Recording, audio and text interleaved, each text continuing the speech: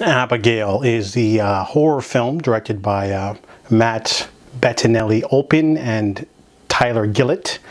These duo writer-directors also did Scream 5 and Scream 6. So I was interested to see what they would do next. Actually, that's a lie. I was not anticipating this film at all, to be honest. I saw the trailer way too many times. Saw it like 10 times in theaters, to be honest. It was the same trailer, same song every time. You know, obviously they pushed the marketing a lot for this film, but I had some free time and the bus came early, so I decided to watch this movie. This was originally called Dracula's Daughter, and it was an interesting concept because this is sort of coming droppings. Okay, that's a bad term to use, but this movie is basically sort of the seedlings of the dark universe. So when Dracula Untold and the Mummy Tom Cruise movie came out and they didn't do well, and then The Invisible Man did well, they decided, hey, instead of trying to build a new monsterverse, let's just create, we have the material, we have the rights to the Universal Monsters catalog, let's just make some interesting films. And so this film is essentially just a filmmaker sort of produced sort of centric film where they just make a movie and just use a character, you know, have the characters in there. Don't officially call them anything, don't tie it to anything, just make a good movie. And this movie is pretty solid. This one is about Abigail. She is a young ballerina who is kidnapped at the beginning of the film by 6 criminals.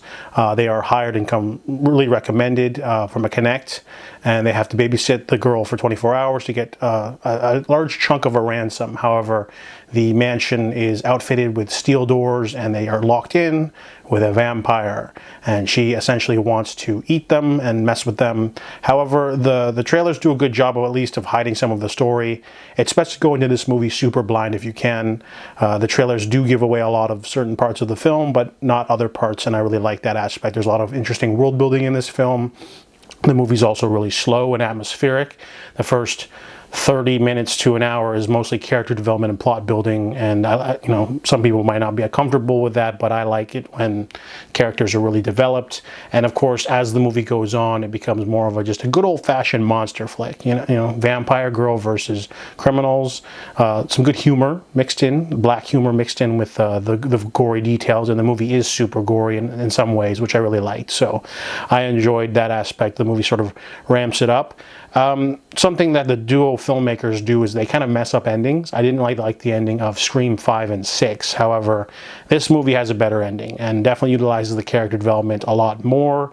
It's a lot of fun when you're watching a movie and you don't know what's going to happen because they introduce a lot of different aspects at the end, and I really liked how, you know, you couldn't guess the ending. There's nothing better tension-wise or suspenseful-wise than just not knowing what's going to happen next. So I really liked Abigail. The trailers, you know, give away a little bit too much, but they hide away most of the interesting aspects. So I give Abigail a healthy 7.5 out of 10.